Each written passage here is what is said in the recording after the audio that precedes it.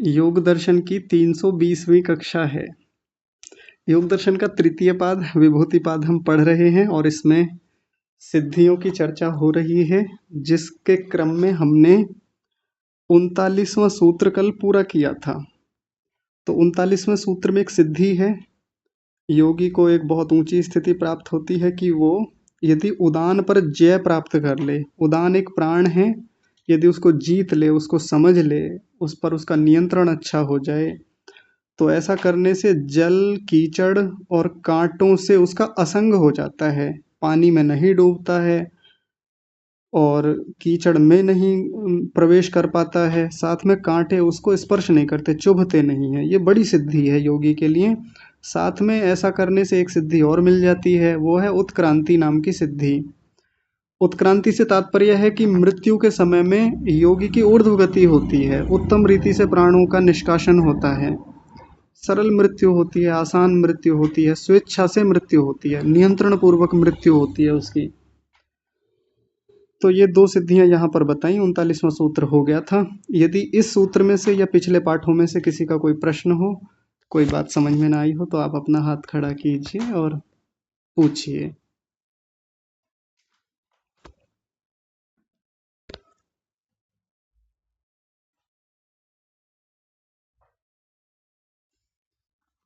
जी बताइए, किसी का है प्रश्न तो।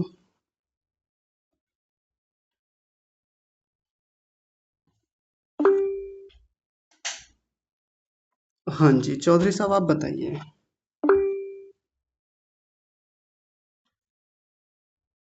जी आचार्य जी, सादर नमस्ते। नमस्ते जी। आचार्य जी, एक तो कल वाली कक्षा में जी जो ये प्राणों का संदर्भ आया था, जी तो इसमें जो है प्राण को हम प्रकृति के का भी एक वो मानेंगे क्या? क्या मानेंगे? पूरा कहिए, कीजिए वाक्य को। मतलब प्रकृति में ही मानेंगे? हाँ, प्रकृति से ही बना हुआ है, जड़ पदार्थ है, तो प्रकृति की ही ये विकृति है, प्रकृति का ही एक कार्य रूप है। जी जी जी जी। हाँ जी। तो इसको आचार्य जी जैसे इसकी उत्पत्ति के बारे में बताते हैं जी कि ये जब हमारे ये पंच स्थूल भूत तत्व बन जाते हैं, जी तो उसके बाद में जो वायु तत्व है उससे इसकी उत्पत्ति होती है। कुछ विद्वान बताते हैं ऐसा। हाँ जी। तो यदि भूतों से इसकी उत्पत्ति होगी तो क्या ये फिर भूतों में आए? क्योंकि प्रकृति का जो स्वरूप दिया है, एक भूत दिया, एक इंद्रिय दिए, दो ही चीजें हैं प्रकृति में। हाँ जी। तो क्या ये भूत, क्योंकि वायु तो फिर स्थूल भूत में आ गई, इंद्रिय में तो रही नहीं। हाँ जी बिल्कुल। तो क्या ये भूत, तो इसको क्या हम भूत उसमें पदार्थ में मानेंगे? हाँ, यदि हम दृश्य को दो रूपों में देखते हैं, भूतेन्द्रियात्मकम दृश्यम, जो पीछे भी सूत्र आया था, तो यदि उसमें उन कैटेगरी में डालना हो तो फिर इंद्रियों में तो नहीं डालेंगे प्राणों को, फिर भूतों में डाल सकते हैं। जी जी। हाँ जी। तो यदि आचार्य जी हम इसको भूत में डालते हैं जी तो फिर ये भी कहते हैं कि ऐसे सूक्ष्म शरीर का भी हिस्सा है, जी और ये सूक्ष्म शरीर के साथ जब तक मुक्ति नहीं होती, जी ये सूक्ष्म शरीर जैसे आत्मा के साथ रहता है उसी तरह से रहेगा फिर। बहुत स्पष्ट तो है फिर नहीं। हाँ जी जी, आप पूरा कीजिए। जी, मैं ये कहना चाह रहा हूँ कि यदि हम इसको भूत मान लिया हमने, जी तो फिर इसको सूक्ष्म शरीर का भी पार्ट मानते हैं। हाँ, आप पूरा कीजिए। आवाज आ रही है? हाँ जी, हाँ जी, आ हाँ रही है। जी जी, सूक्ष्म शरीर का भी पार्ट मानते हैं, और सूक्ष्म शरीर हमारा जब तक मुक्ति, आत्मा का मुक्त मोक्ष नहीं हो जाता, जब तक वो आत्मा के साथ ही रहता है। जी तो यदि हम सूक्ष्म शरीर में मान लेंगे तो फिर तो भूत नहीं है, फिर तो ये तत्व हो गया। जी क्योंकि जो हमारे ये जो है 24 तत्व जो बताए गए हैं, जी फिर तो सूक्ष्म शरीर में ये तत्वों में आ गया फिर। हाँ जी। तो इसमें कुछ स्पष्ट करेंगे? इसमें देखिए, स्पष्टता नहीं है, मुझे तो नहीं है, कम से कम मैं तो एकदम स्पष्टता से ही कहता हूँ इस बात को। अलग अलग स्थानों पे अलग अलग बातें दिखती हैं, और इसका मतलब ये नहीं कि विरोध है बातों में, यानी हमारे समझने में अभी कमी है, न्यूनता है। मैं अपनी न्यूनता बता रहा हूँ, क्योंकि प्राणों को लेकर के बहुत गहरा विषय है। इसको कार्य रूप जगत में भी जब देखते हैं तो कहीं स्पष्टता पूरी तरह से दिखती नहीं।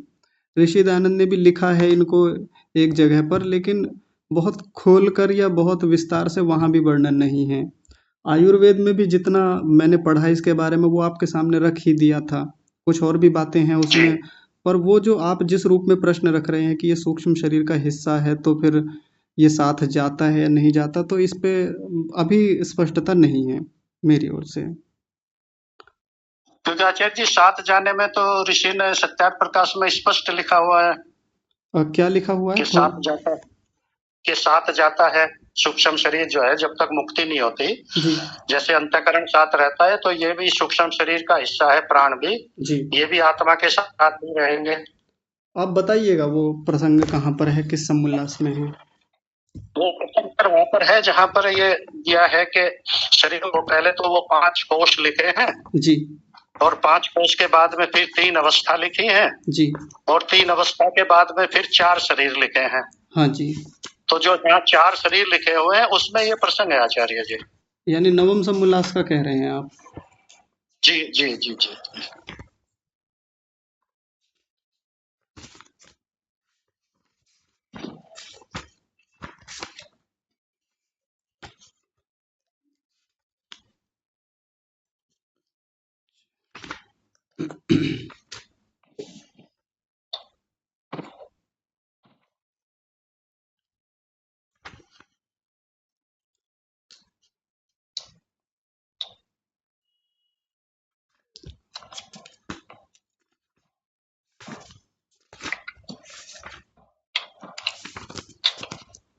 इसमें तो नहीं मिला, आप एक बार देख के बताइएगा कहाँ पर है।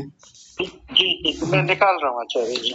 हाँ जी। ये इसमें है आचार्य जी जहाँ पर अब मेरे पास तो ये आर्य निर्मात्री वाली वो है सत्यार्थ प्रकाश। आप प्रसंग बता दीजिए। इसमें तो हाँ इसमें 242 जहाँ पर ये विवेक सत्य पुरुषों के संग से विवेक अर्थात सत्यासत धर्माधर्म कर्तव्य का निश्चय करें, और जहाँ फिर ये 5 कोष दे दिए अन्नमय और दूसरा ये जो है प्राण में, मनोमय, विज्ञान में और आनंद में, ये कोष हो गए।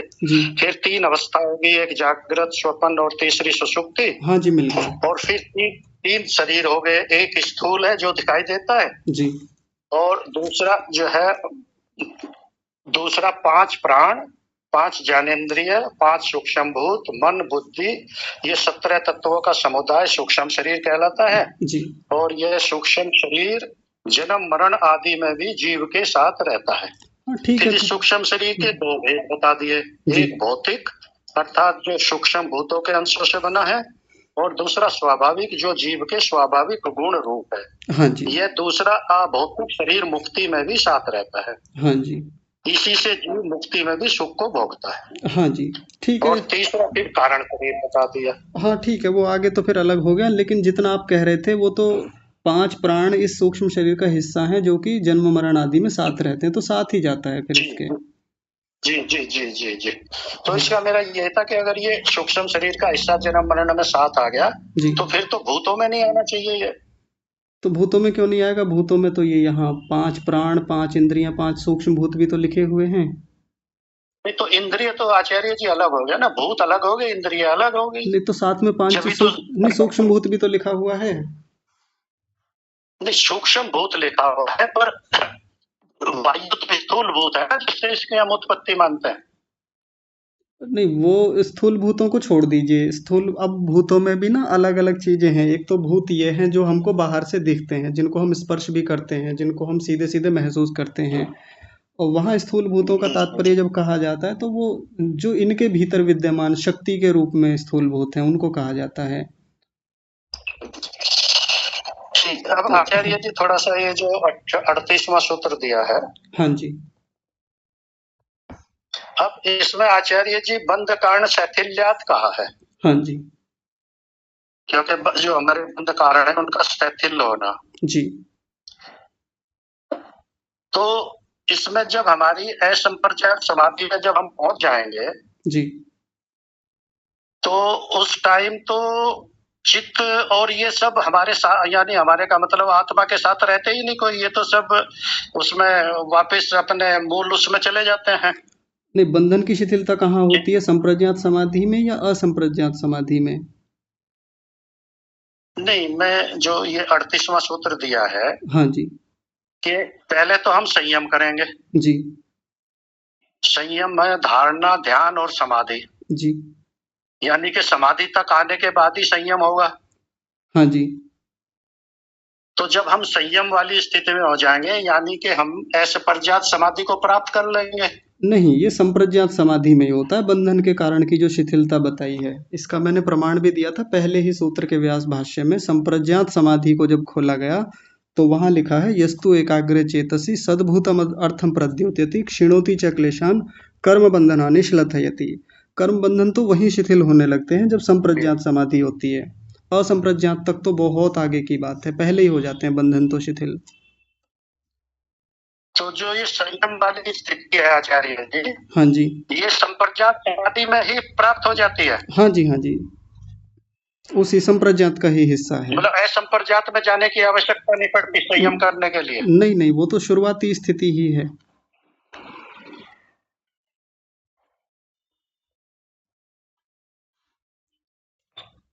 क्या हुआ, नहीं आई बात समझ में?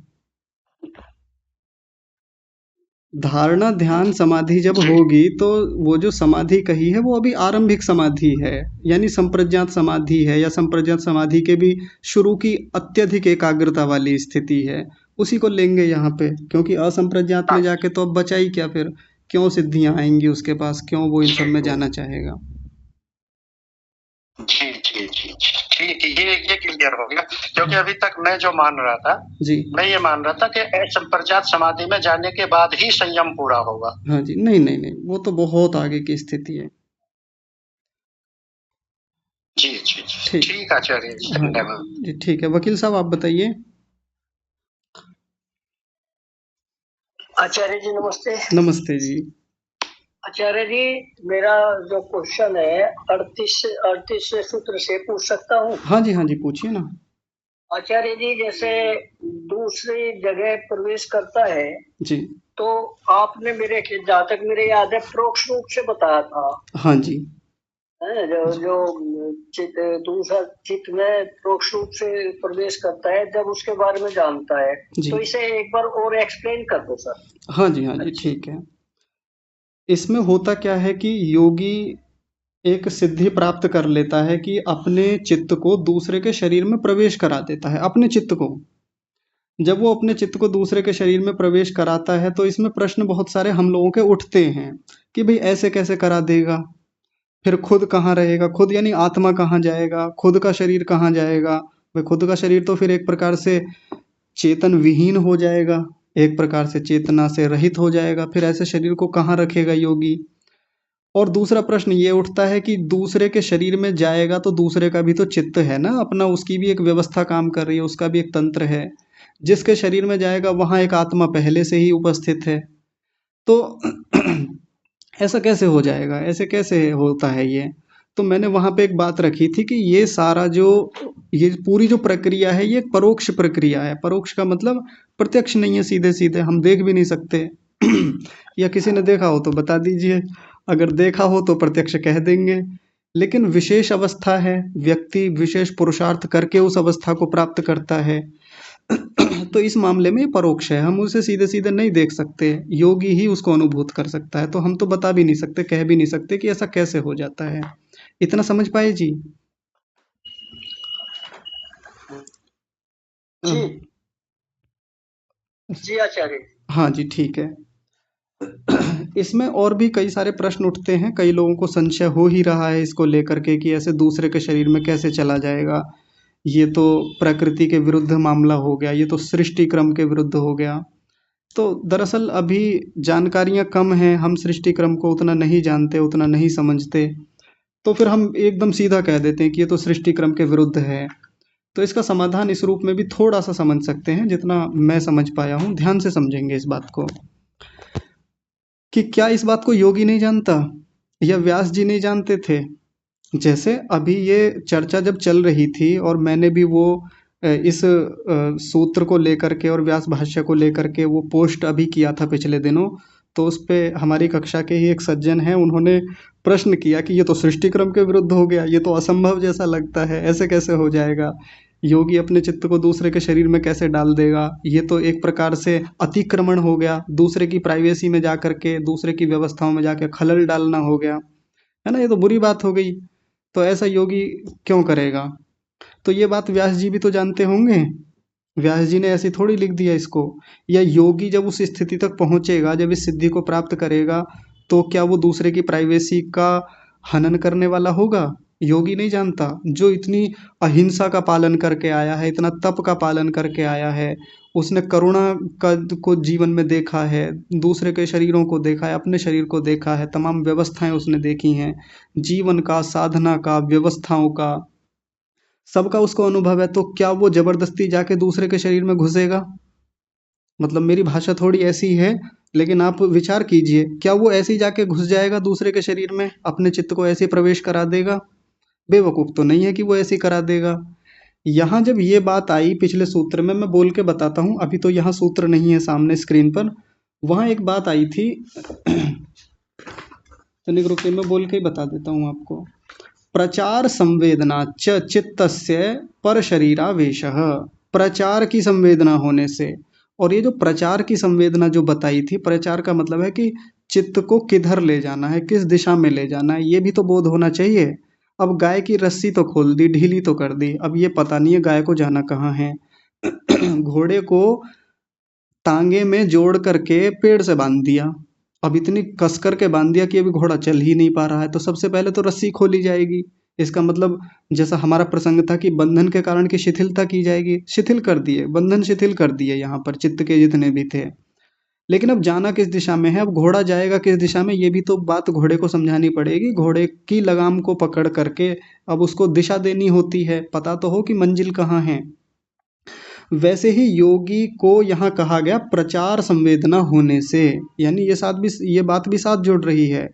वो बेवकूफ़ नहीं है, मूर्ख नहीं है कि ऐसे ही किसी के भी शरीर में ले जा करके अपने चित्त को प्रवेश करा देगा।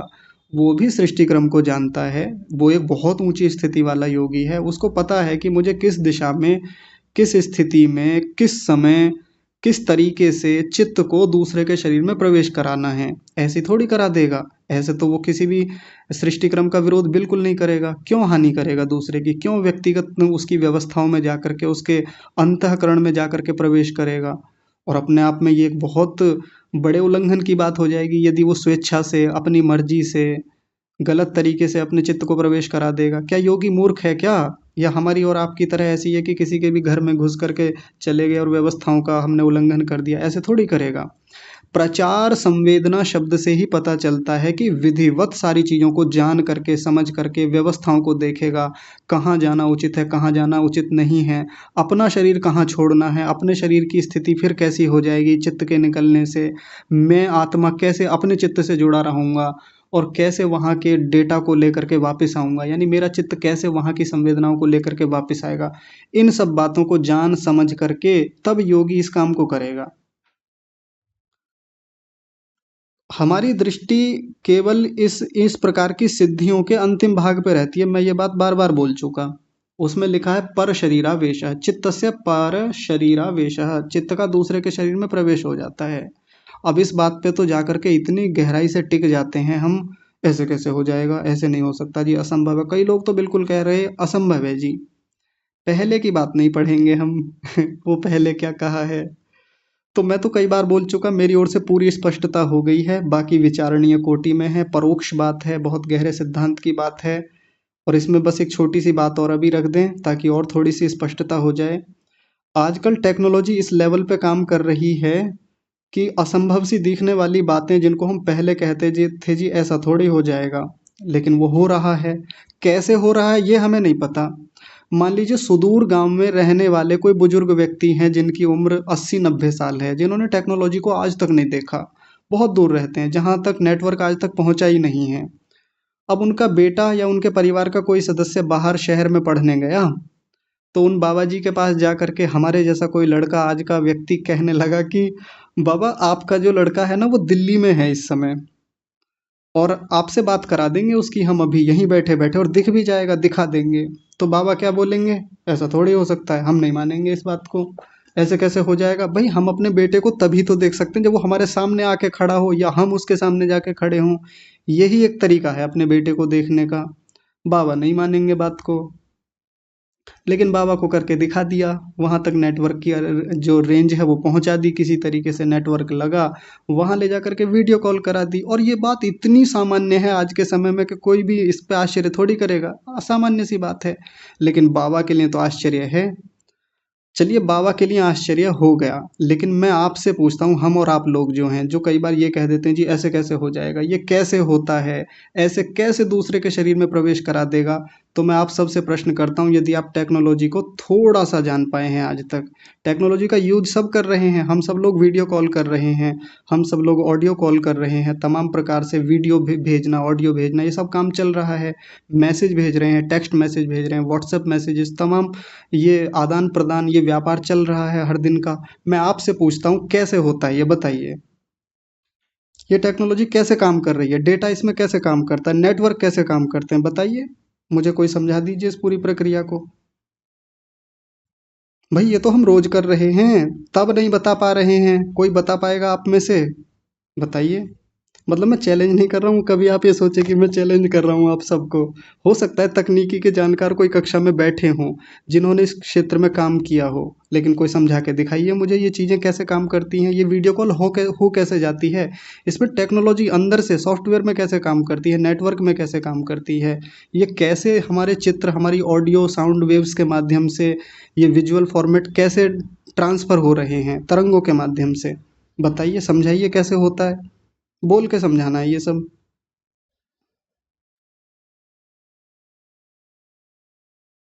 नहीं समझा सकते ना? प्रयोग हम कर रहे हैं, चल रहा है, दिन प्रतिदिन एक से एक खतरनाक टेक्नोलॉजी हो रही है। कल कक्षा के अंत में मैंने एक हाइपरलूप टेक्नोलॉजी के बारे में बोला। हाइपरलूप टेक्नोलॉजी एक ऐसी है, एक बहुत मोटा पाइप है, बहुत मोटे पाइप जैसा है, बहुत ठोस है, वो तगड़ा है, और उसके भीतर वैक्यूम क्रिएट किया, एक प्रकार से वातावरण रहित स्थिति बना दी, वायु रहित स्थिति। और उसके भीतर एक कैप्सूल चलता है, बहुत बड़ा कैप्सूल, जैसे ट्रेन की बोगी होती है ऐसा कैप्सूल गोल। और वो बिना फ्रिक्शन के, बिना घर्षण के, उसमें 1000 किलोमीटर प्रति घंटे की रफ्तार से उसमें दौड़ता चला जाता है। बहुत कम समय में बहुत लंबी लंबी दूरियां वो तय करता है। ऐसी टेक्नोलॉजी पे आजकल काम चल रहा है, कुछ जगह ट्रायल सफल भी हुए हैं। अब बताइए, अब मैं पूछने लगूं जी ये होता कैसे है, यात्रा करने वाले लोगों से जो दिन रात उसमें यात्रा कर रहे हैं, कैसे होता है ये, कैसे काम करती हैं चीज़ें।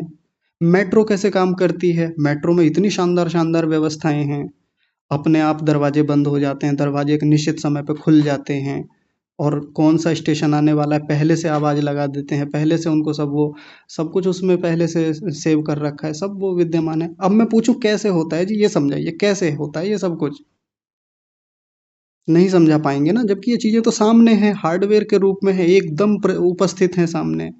कौन बता पाएगा? अच्छा, कोई तो बता पाएगा ना, जो व्यवस्था कर रहे हैं वो लोग तो जानकार हैं, वो तो बता पाएंगे। हाँ, वो बता देंगे बिल्कुल। लेकिन हमारे लिए तो परोक्ष हो गई ना ये बात, हमारे लिए तो इनडायरेक्ट हो गई। हम नहीं बता सकते क्योंकि हमने किया नहीं। तो जिसने किया है, जो कर लेता है, वो जानता है इन सब व्यवस्थाओं को। तो ये कह करके खंडन कर देना जी ये तो असंभव है, ऐसे थोड़ी हो जाएगा। वही गांव के बाबा जी, बुजुर्ग व्यक्ति एकदम से कहते हैं ऐसे कैसे हो जाएगा, हमारे बेटे से ऐसे कैसे बात हो जाएगी। हो रही है, हो क्या जाएगी, हो रही है। बल्कि वो तो बहुत छोटी बात है, इससे भी आगे आगे कितनी खतरनाक टेक्नोलॉजी काम कर रही है, और अगले आने वाले 20 30 40 50 100 सालों में टेक्नोलॉजी किस लेवल पे काम करेगी, हम अंदाज़ा नहीं लगा सकते। और जिन बातों को आज हम ये कह देते हैं ना जी ये तो ऐसा थोड़ी हो सकता है, जैसे मैं आपको एक बात बता देता हूँ, बहुत रोचक बात है।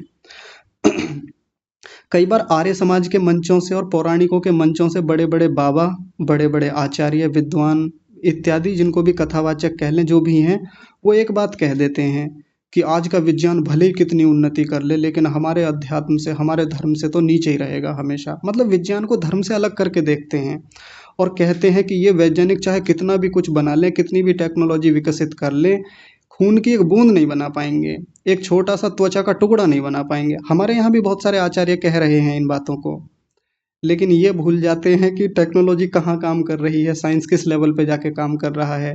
आने वाले समय में बना देंगे, बन भी रही हैं, काम हो भी रहा है इन सब चीज़ों पे। कि भगवान ने तो आँख बना दी, ये आँख बना के दिखा दें वैज्ञानिक, ये चश्मा तो बना सकते हैं, आँख नहीं बना सकते।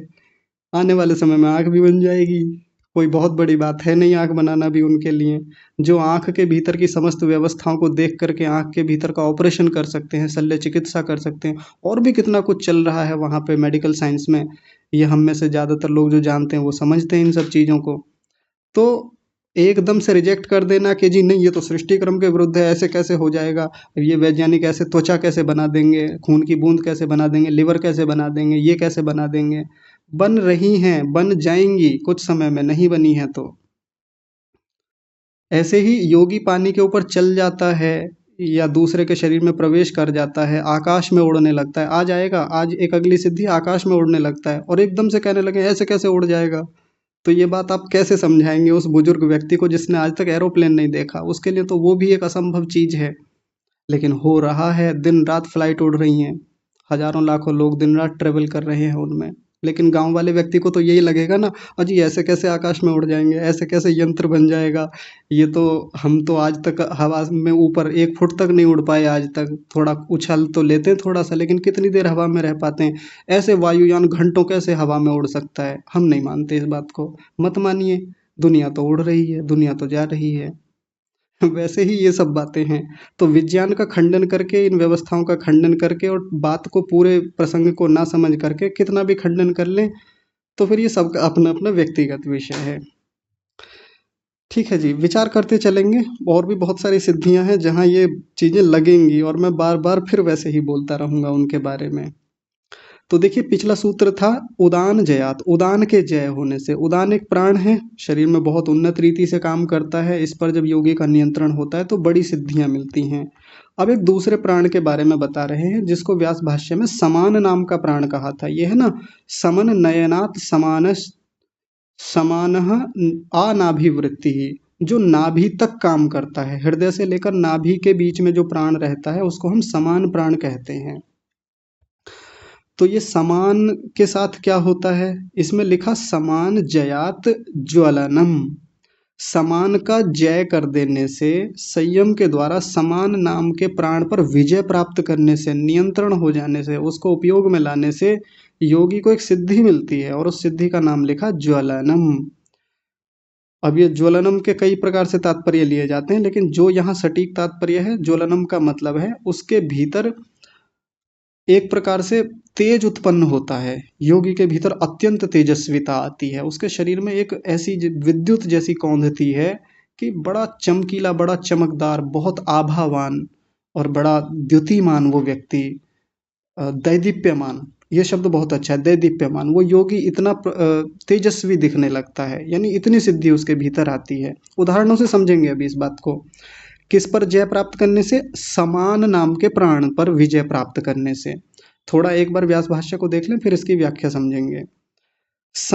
जित समानः तेजस उपदमानं कृत्वा ज्वलयति।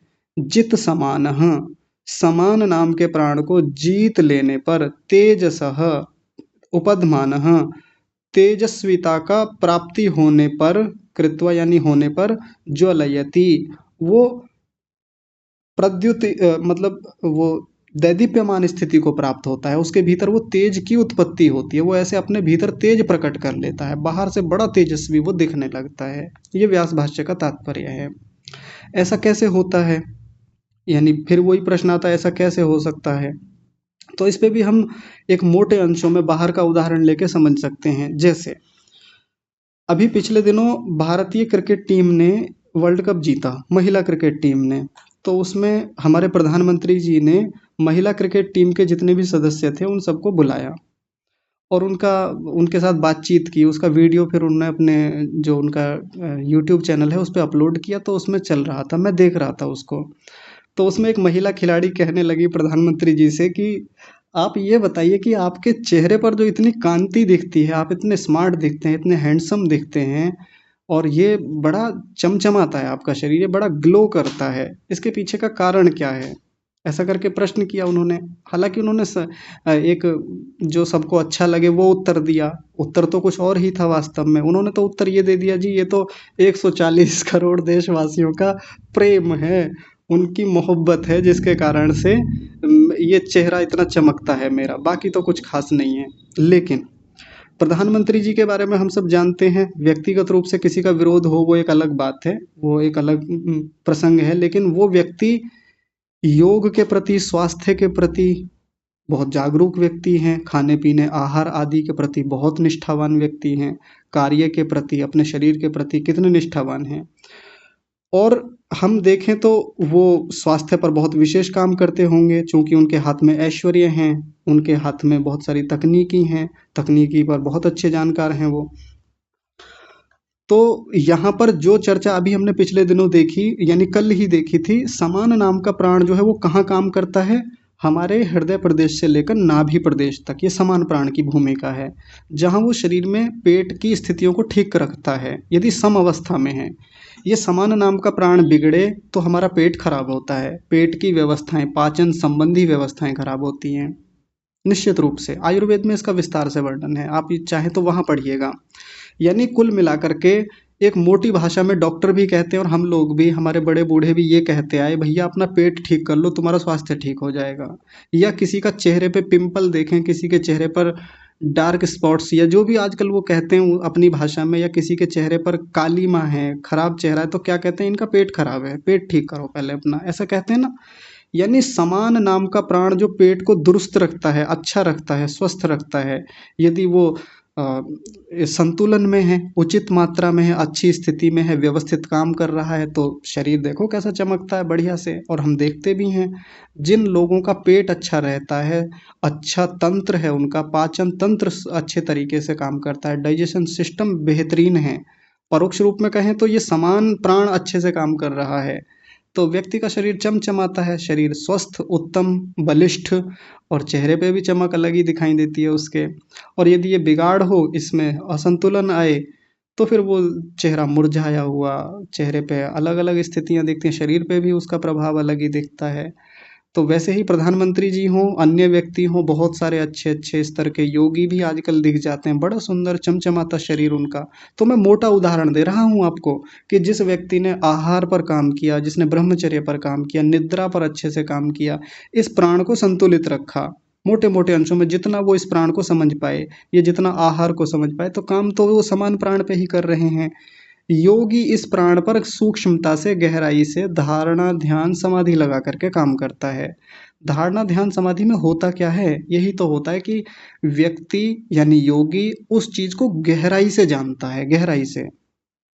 अभी हम मोटा मोटा जानते हैं कि भाई ये खाएंगे तो इससे पेट अच्छा रहेगा, हाजमा अच्छा रहेगा, पाचन अच्छा रहेगा, ऐसे जल्दी सो के उठेंगे, जल्दी सो जाएंगे, ये भोजन करेंगे, ये चीज़ों को अवॉइड करेंगे तो पाचन तंत्र अच्छा रहेगा। ये मोटी मोटी जानकारियां हैं हमारी। एक कुशल वैद्य के पास जानकारियां गहरी होती हैं, योगी की और गहरी होती हैं। तो इस प्राण पर नियंत्रण करके, इसका अच्छे से उपयोग लेकर के, इसका मैनेजमेंट ठीक करके, व्यवस्था बना करके इसको जीत लेता है। जीतने का मतलब क्या है, नियंत्रण अच्छा हो जाता है, ये प्राण बिगड़ता नहीं उसका आसानी से, जैसे हमारा और आपका बिगड़ जाता है।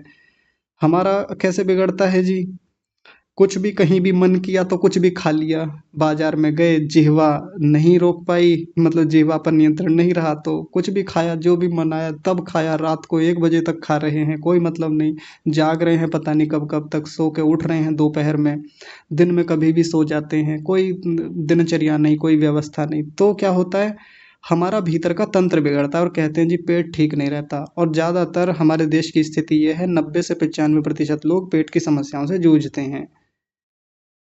समान प्राण हमारे, हम जानते ही नहीं समान प्राण को शास्त्र में ही पहली बार शायद सुन रहे होंगे कि समान प्राण की इस प्रकार से स्थिति होती है, ये भी कुछ काम करता है। या मोटे मोटे अंशों में आधुनिक भाषा में जो डाइजेशन सिस्टम में भीतर जो प्रोसेस चलता है, या जो भी रस बनता है, जो भी एंजाइम्स बनते हैं, लिवर फंक्शन कैसे काम कर रहा है, आंतें कैसे काम कर रही हैं, उतना कोई जानता है तो बढ़िया है, उतने स्तर पे काम करता भी है वो व्यक्ति और उसका लाभ लेता है। हम नहीं जान पाते तो जी एसिडिटी हो रही है जी, गैस बहुत बनती है जी, पाचन ठीक नहीं हो पाता जी, खट्टी डकारें आती रहती हैं। ये क्या है, ये इसी समान प्राण के बिगड़ने से ही है। योगी चूंकि संयमी है, संयमी ये वाला संयम नहीं कहेंगे धारणा ध्यान समाधि वाला, संयमी मतलब जिह्वा पर संयम है, आहार पर संयम है, जीवन पर संयम है, तो व्यवस्था बढ़िया है उसकी, वो और गहराई से जानता है चीज़ों को तो कर पाता है। ऐसा करने से चूंकि स्वास्थ्य बेहतर हो जाएगा और बेहतर, तो शरीर दमकता है, चमकता है, प्रदीप्ति आती है, दैदीप्यमान शरीर उसका। ठीक है, तो ये एक सिद्धि है, आसान बात थोड़ी है। किसी व्यक्ति को, जैसे प्रधानमंत्री जी हैं, ऐसे व्यक्ति के पास एक प्रकार से सिद्धि ही है ये, भले सीधे सीधे उन्होंने धारणा ध्यान समाधि ना लगाया हो, लेकिन फिर भी अपने उनके व्यक्तिगत ऐसे कर्मचारी होंगे या उन्होंने भी डॉक्टर्स उनके व्यक्तिगत होते होंगे जिनसे इस प्रकार से वो करते होंगे। वो क्या होते हैं, डाइट चार्ट बनाने वाले लोग या डाइट फॉलो करवाने वाले पर्सनल अपना रखते हैं इस प्रकार से आजकल भी लोग, जो जिनके पास धन है, अच्छी स्थितियां, वो व्यक्तिगत रखते हैं उनको और उनसे समय समय पर पूछते रहते हैं, वो उन्हीं के अनुसार खाते पीते हैं, तो उनका दिखता भी है वैसा उनके जीवन में। हाँ, मैं बोल नहीं पा रहा हूँ, न्यूट्रिशनिस्ट जो भी है ये, तो उनसे सहायता लेकर के व्यक्ति वैसा करता है। योगी के पास ये स्वयं सिद्ध स्थितियां होती हैं। तो 40वां सूत्र पूरा हो गया है, 41वें को भी देख लेते हैं। एक अगली सिद्धि, दूसरी सिद्धि क्या है, श्रोत्र आकाशयोः संबंध संयमात दिव्यम श्रोत्रम। दिव्य श्रोत्र की प्राप्ति होती है, दिव्य शब्द नहीं लिखा, दिव्य श्रोत्र, श्रोत्र कहते हैं कर्णेंद्रिय को, कान को, यानी दिव्य श्रोत की प्राप्ति होती है। हालांकि पीछे भी आया था, वहां दिव्य शब्द बोला था, उसी से संबंधित ले लेंगे, लेकिन यहाँ विशेष रूप से उसके बारे में कहा गया है कि योगी को दिव्य श्रोत की, दिव्य कर्णेंद्रिय की प्राप्ति होती है, यानी वो बहुत दिव्यता में जाकर के चीजों को सुन पाएगा, दिव्य शब्दों को ग्रहण कर पाएगा। अब वो होगा कैसे, तो उसके लिए तरीका बताया, श्रोत्र आकाशयोः, एक तो श्रोत्र यानी कान और दूसरा आकाश, इन दोनों के संबंध संयमात, उनके संबंध में यदि संयम कर ले तो, श्रोत्र यानी आकाश, इस आकाश का कान, क्षमा कीजिए, श्रोत्र का मतलब कान, आकाश का मतलब ये जो आकाश, जो चारों तरफ अवकाश विद्यमान है, इन दोनों का आपस में संबंध है। कोई भी चीज हमको तभी सुनाई दे पाती है जब आकाश हो, आकाश का और कान का संबंध है आपस में। हम मोटा मोटा जानते हैं, योगी इस पर संयम करके इसको गहराई से जानता है, जिसको कहा संबंध संयमात, इन दोनों के बीच में आपस में कनेक्शन क्या है, संबंध क्या है, दोनों चीजें कैसे काम करती हैं, व्यवस्थाएं क्या हैं, इनको जान करके, इनमें संयम करके दिव्य श्रोत्र की प्राप्ति करता है। तो वो होता क्या है, तो व्यास जी का तरीका वही है, बेसिक से समझाते हैं चीजों को और फिर अंत में ला करके सूत्र को ही कंक्लूजन के रूप में रखते हैं, कंक्लूड करते हैं। व्यास भाष्य देखिए, सर्व श्रोत्राणाम आकाशम प्रतिष्ठा सर्व शब्दानाम च, सर्व श्रोत्राणाम, सभी जितने भी कान हैं इस दुनिया में, जितने भी कान हैं लोगों के, जितनी भी कर्णेंद्रियां हैं, तो उन सब का, और सर्व शब्दानाम, जितने भी शब्द बोले जाते हैं, जितनी भी आज तक आवाजें निकली हैं, शब्द निकले हैं, निकल रहे हैं, इन सब का प्रतिष्ठा, इन सब की जो प्रतिष्ठा है, प्रतिष्ठा बोलते हैं आधार को, इन सब का आधार क्या है, आकाशम, इन सब का आधार तो आकाश ही है। आकाश के होने से ही ये कर्णेंद्रिय शब्दों को सुन पाती है और शब्द विचरण करके कान तक पहुंच पाते हैं। ये एक बहुत मूलभूत बात बताई है दोनों के बीच में एक संबंध को लेकर के। सभी कर्णेंद्रिय, सर्वश्रोत्राणाम यानी सभी कान जितने भी हैं कर्णेंद्रियां हैं, और सर्व शब्दानाम च, जितने भी शब्द हैं, इन सब का प्रतिष्ठा यानी इनका सबका जो आधार है वो क्या है, आकाश है। और आगे कहा यथा उक्तम, जैसा कि कहा गया है, किसी का ये वचन यहाँ रख रहे हैं ला करके, वो क्या है, तुल्य देश श्रवणानाम एक देश श्रुतित्वम सर्वेषाम भवति इति। तुल्य देश, तुल्य देश का मतलब एक देश, समान देश है। तुल्य देश श्रवणानाम सर्वेषाम, ये श्रवणानाम और सर्वेषाम को एक साथ लेंगे। सर्वेषाम का मतलब सभी मनुष्य, सभी पुरुष, सभी लोग, सभी लोगों का, श्रवणानाम सभी शब्दों का, यानी एक देश में एक स्थान पर सभी मनुष्यों का जो शब्द है, जो एक जगह पर बहुत सारे लोगों ने शब्दों को बोला, एक देश व एक देश एक स्थान वाला ही श्रुतित्वम।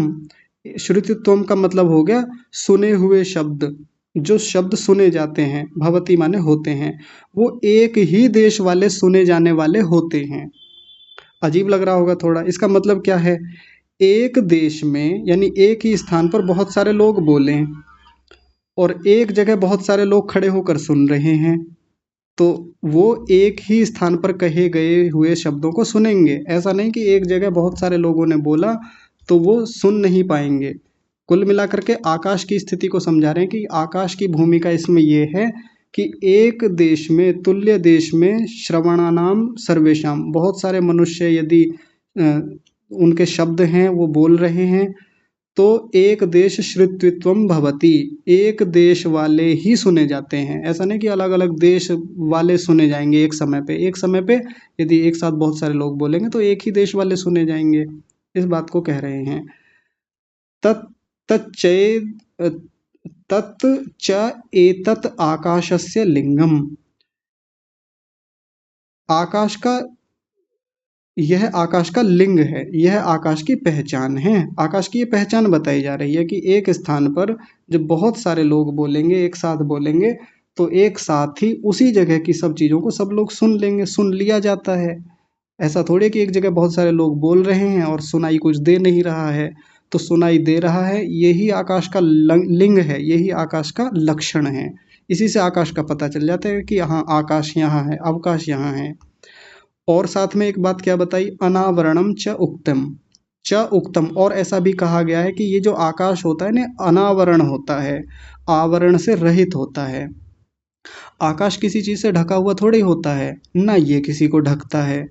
वैसे सामान्य रूप से जो लोग ठीक से आकाश को नहीं जानते वो क्या कहते हैं कि देखो ये रहा ऊपर आकाश, इसने सबको ढक रखा है। ऐसा लगता है जैसे ऊपर कोई चादर जैसी हो, बहुत बड़ी, बहुत विस्तार, उसने पूरी पृथ्वी को ढक रखा है। लेकिन ऐसा थोड़ी है। जब हम ऊपर जाते हैं, अंतरिक्ष में निकलते हैं, वैज्ञानिक जब ऊपर जाते हैं, तो ऐसी कोई चादर नहीं है, कोई लेयर बनी हुई नहीं है, कोई आवरण नहीं है, सब कुछ खुला है। तो ये जो खुलापन है, ये जो खाली जगह है, ये जो स्पेस है, ये जो अंतरिक्ष है, ये अनावरण है। ये आकाश कैसा है? आवरण से रहित है। ये भी इसका एक लक्षण बताया। तो योगी इस अनावरण स्थिति को भी जानता है, समझता है, इस पर गहराई से काम करता है। और क्या इसके बारे में बताया, आगे देखिए। तथा अमूर्तस्य अपि अन्यत्र अनावरण दर्शनात्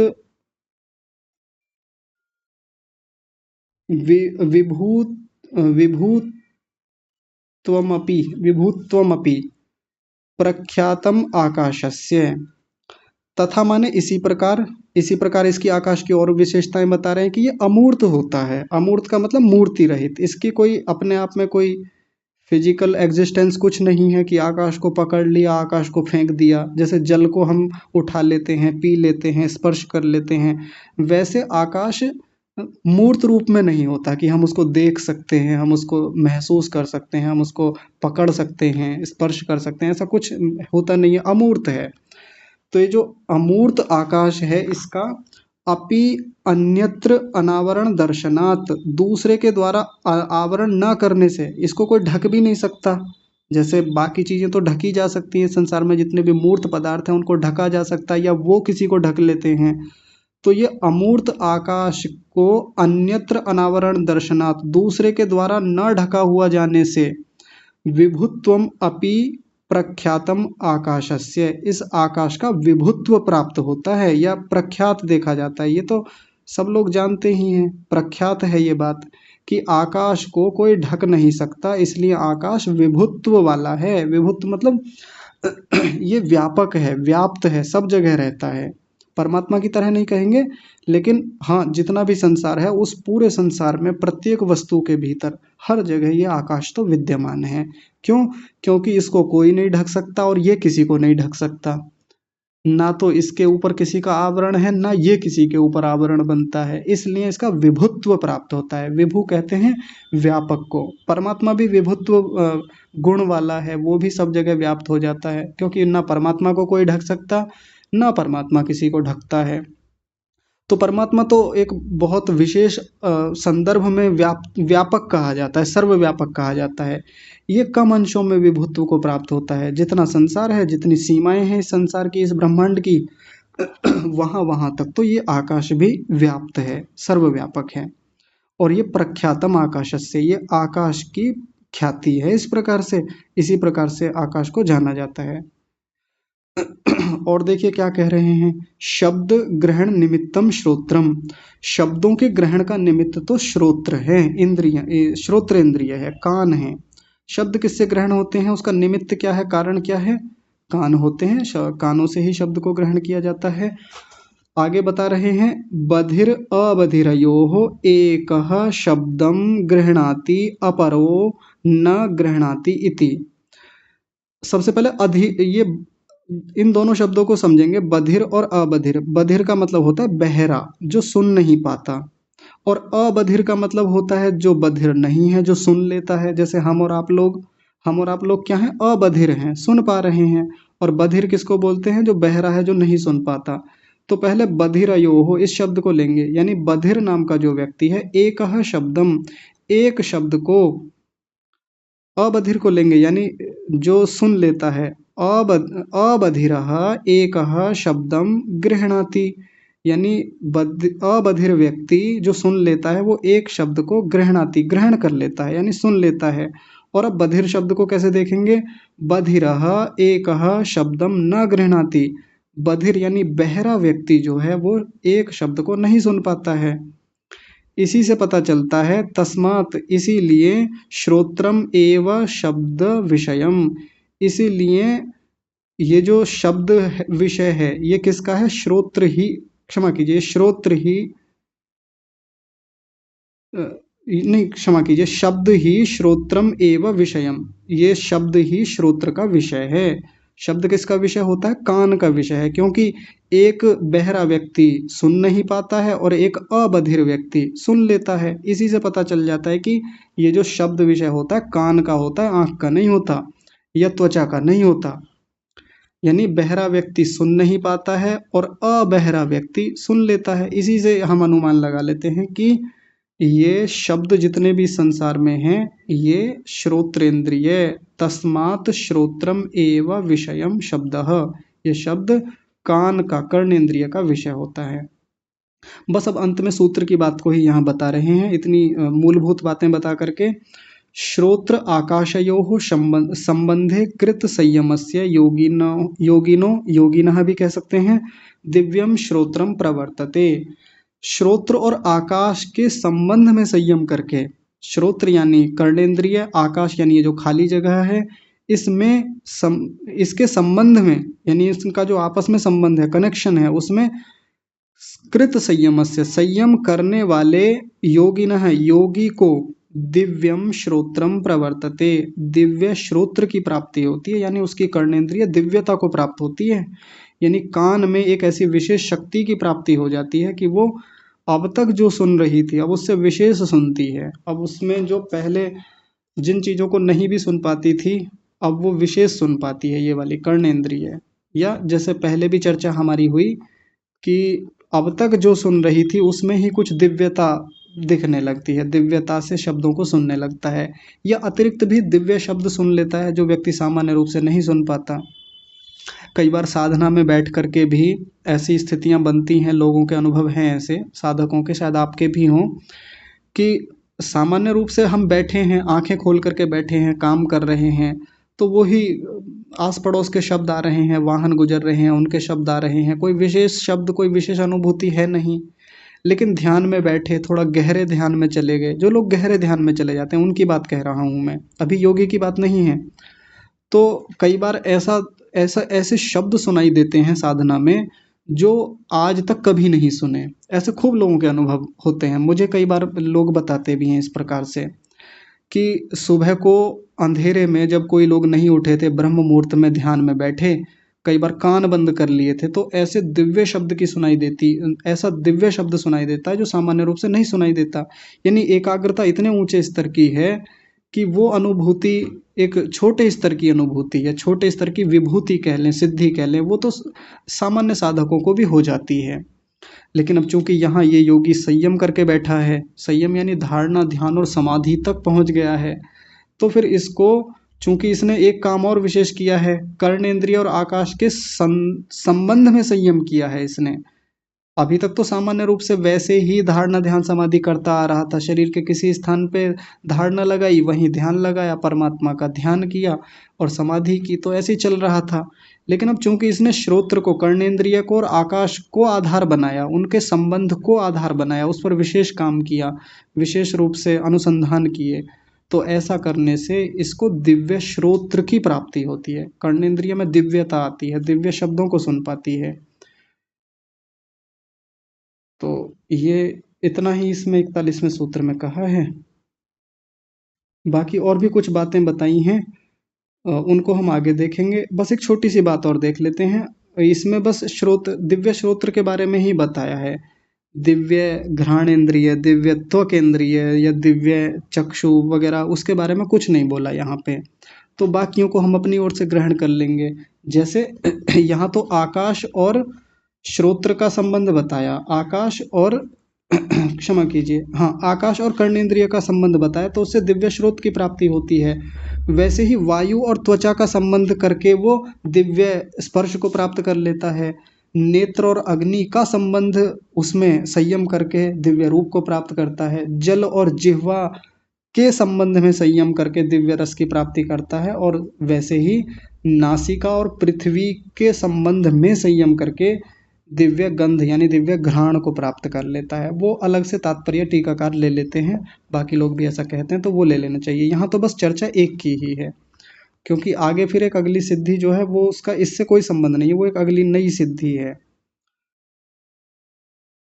तो 41वां सूत्र पूरा हुआ है। आप लोग विचार कीजिएगा, कोई बात समझ में नहीं आती है तो उस पर आगे विचार करेंगे, चर्चा करेंगे। आज की कक्षा को विराम देते हैं। जुड़ने के लिए सभी का बहुत धन्यवाद। आज की कक्षा को यहीं विराम। आप सभी को सादर प्रणाम।